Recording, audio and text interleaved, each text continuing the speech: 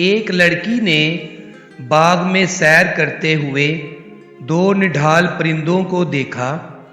لڑکی نے ان دونوں پرندوں کو اٹھایا اور اپنے گھر لے گئی۔ انہیں دانہ دنکا دیا اور دونوں کو علیحدہ علیحدہ پنجروں میں بند کر دیا۔ وہ دن میں کئی مرتبہ انہیں بڑی محبت سے خوراک دیتی اور ان کا خیال رکھتی۔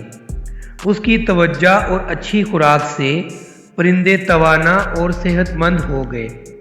ہر صبح کا آغاز وہ ایک خوبصورت گیت سے کرتے۔ لڑکی کے دل میں پرندوں کی محبت بڑھتی جا رہی تھی۔ وہ چاہتی تھی کہ یہ پرندے ہمیشہ اس کے ساتھ رہیں اور اس کے لیے گانا گاتے رہیں۔ ایک دن لڑکی پنجرے کا دروازہ بند کرنا بھول گئی۔ دونوں پرندوں میں سے زیادہ صحت مند پرندہ پنجرے سے باہر نکل گیا۔ لڑکی ہراساں نظروں سے اسے ہوا میں چکر کاٹتے ہوئے دیکھ رہی تھی۔ اس کا دل خوف سے بیٹھا جا رہا تھا کہ کہیں پرندہ دور اڑ جائے گا اور وہ دوبارہ اسے کبھی نظر نہیں آئے گا۔ اسی دوران چکر کاٹتا ہوا پرندہ لڑکی کے قریب آیا۔ لڑکی نے جھپٹ کر مضبوطی سے پکڑ لیا۔ پرندے کو واپس پا لینے کی خوشی میں اس کا دل اچھل رہا تھا، اس ڈر سے کہ کہیں پرندہ ہاتھ سے نہ نکل جائے۔ اس نے مٹھی کو زور سے بھینچا ہوا تھا کہ اچانک اسے محسوس ہوا کہ پرندہ ڈھیلا پڑ گیا ہے۔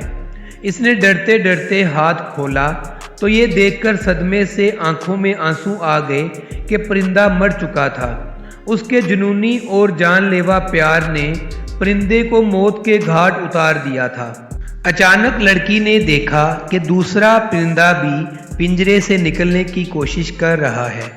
اسے پرندے کی آزادی کی تمنا کا احساس ہو چکا تھا۔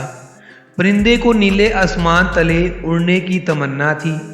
لڑکی نے آہستگی سے اسے پنجرے سے نکالا اور خوش دلی سے ہوا میں اچھال دیا۔ پرندے نے ہوا میں 3-4 چکر لگائے۔ لڑکی پرندے کو آزادی کے مزے لیتے دیکھ کر بہت خوش ہوئی۔